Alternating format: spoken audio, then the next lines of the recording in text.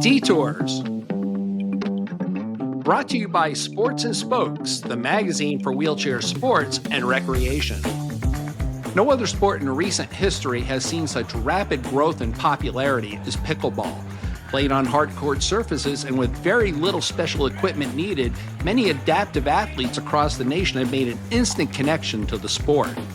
Former wheelchair tennis champion Chip Parmelly, president and founder of the United States Wheelchair Pickleball Association, currently is hosting clinics and exhibitions nationally, and Parmelly has the vision that pickleball could make its potential debut at the Paralympics in Los Angeles 2028. You know, I took about a 20-year break from all wheelchair sports.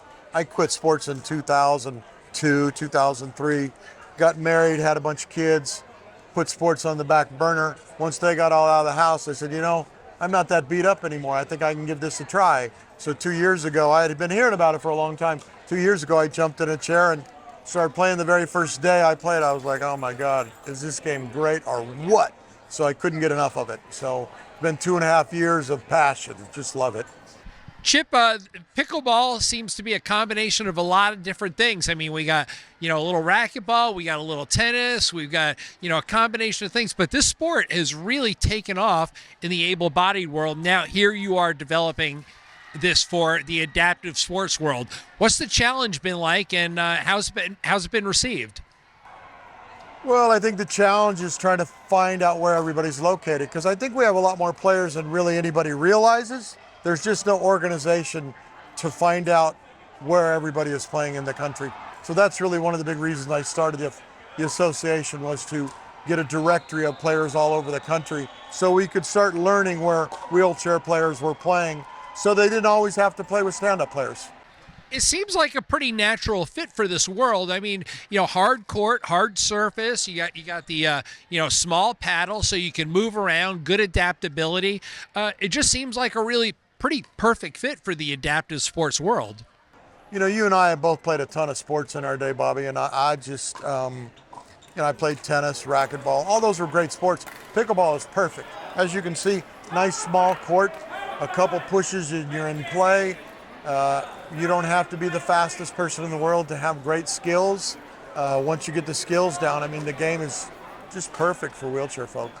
Base rules surrounding pickleball seems like you're almost playing tennis, but there seems to be a few subtle differences. So what are they? We're playing with a wiffle ball. So we're playing with a plastic ball.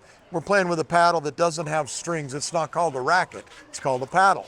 And this is a thermoform with raw carbon on each side. So sometimes you have to hit it a little harder than you would hit a tennis ball. First time I went out and played, I tried to hit a drop shot, and I went to hit a drop shot, and that wiffle ball went straight down to the ground. I was like, okay, well, that's not going to work. So yeah, there are some subtle differences that you have to figure out, because you're hitting a plastic ball with a thermoform paddle as opposed to a tennis ball with strings where you can just rip it. In tennis, you could rush the net and hit volleys from right on top of the net. Pickleball, they've put out what's called a no volley zone. It's 7 foot from the net to the no volley zone is a 7-foot line. And if the ball is in the air, you cannot step into the no volley zone, or commonly called the kitchen. So if you step in that in the air, dead ball. It's either the other team's point or a side out. So you cannot step into that in the air to hit a volley. You can hit it in the air if you're behind the kitchen or the no volley zone, but you cannot enter to hit a ball in the air. So it has to bounce. Once it bounces, you can go in. So I mean, if somebody hits a dink and it just rolls over, you can step into the kitchen to hit the ball, but you cannot step in while it's in the air. With tennis, everyone likes to talk about the ace, how hard the ball can be hit, how fast the ball can be hit. That doesn't seem to be quite as important with pickleball. With pickleball, it seems to be, just watching what I've seen, it's a lot about the volley and placement of the ball. Yeah, it really is. I mean, you'll find that the advanced players get into a touch game. So it's all about getting to the kitchen or to the net and controlling the net. And all the pros, they play a soft game where they're just dinking it over, not putting it past the kitchen where their opponents can rip it. So they're just playing defense, defense, defense. And as soon as an opponent pops the ball up, you rip it. And then it's done. So yeah, it is a very strategic game in the fact that it's not as easy to score. But if you're I mean, I play guys that have great serves with spin, and I mean, a buddy of mine hits a serve that hits here and jumps into the side. And even with 2 bounces, it doesn't bounce the second time because it goes into the netting. So you're flying in there, you feel like a fish out of water because you can't get to the ball. So if you could develop a good serve or a great serve, if you get 4 or 5 easy points in a game to 11 serving, that'd make a big difference. So the prospect for growth, have you seen, on the interest level, is it blossoming, or are you getting, has it grown beyond your expectations so far or to your expectation? Not yet, but it's getting there. The great thing about it is we know pickleball is the fastest growing sport in the United States. I think there's 38 million people playing pickleball. The cool thing is I got invited to this. I'm not a vet, but I got invited to this to try to showcase what we're doing. I think last year in Portland at the Vet Games, they had 77 wheelchair pickleball players. This year they had 129 wheelchair pickleball players sign up.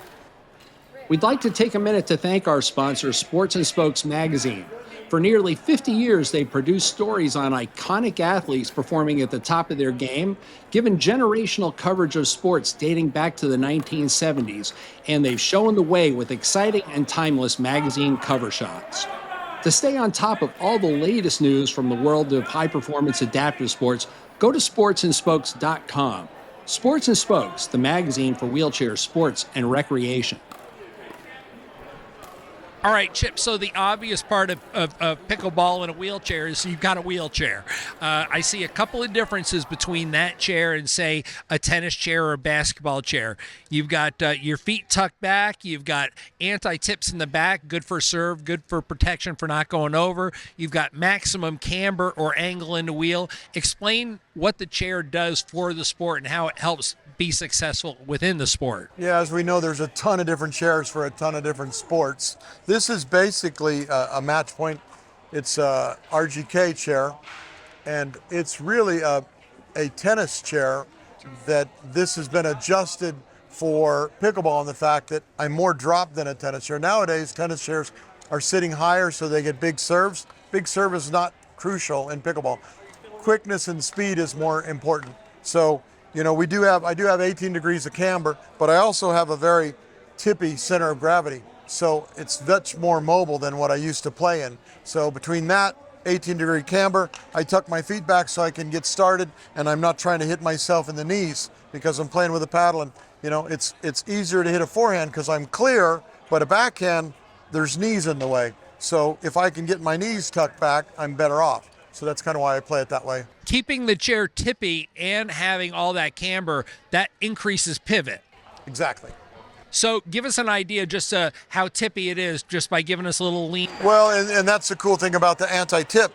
It's not going to be that tippy because I only have this much room now. So if I had more play, then it would really affect me starting, because if I went to start and my anti-tip was 2 inches off the ground, I would lose momentum by the front end popping up as I'm trying to go. With it so close to the ground now, I really don't lose much energy when I go to push because it just pops a little bit. So that took a while to try to figure out what would work best for that. I did have it higher and I was flip-flopping around, and so now I kind of got it dialed in to where it feels pretty comfortable about where I am. Okay, so super high pressure tires, probably maximally pumped up. I bet you got probably 120 PSI in there. I usually run 100, but it would be better to go higher.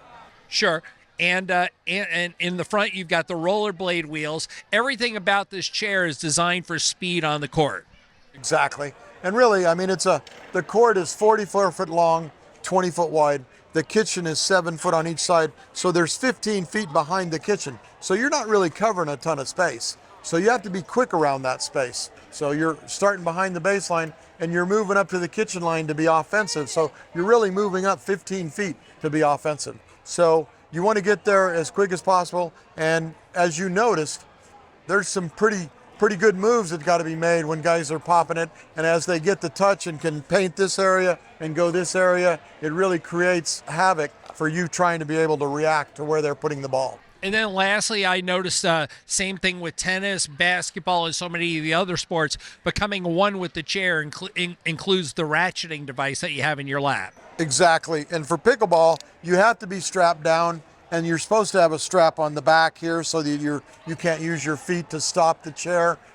My feet aren't going anywhere, but there are guys that are single amputee or double amputees that if they don't strap, they can crawl up on a hip and get an unfair advantage. So a lot of the guys that cannot do that feel uncomfortable with people taking an unfair advantage. So if they're able to walk and move, they have to be strapped down. Well, they have to be strapped down anyway.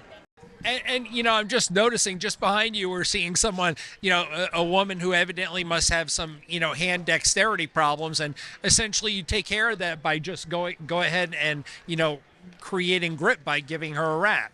Exactly. So we're going to do the same thing that they did in quad tennis. End up if their mobility is impaired, we'll do something to get the paddle on their hand so they can continue to play. We're going to do everything we can to grow it.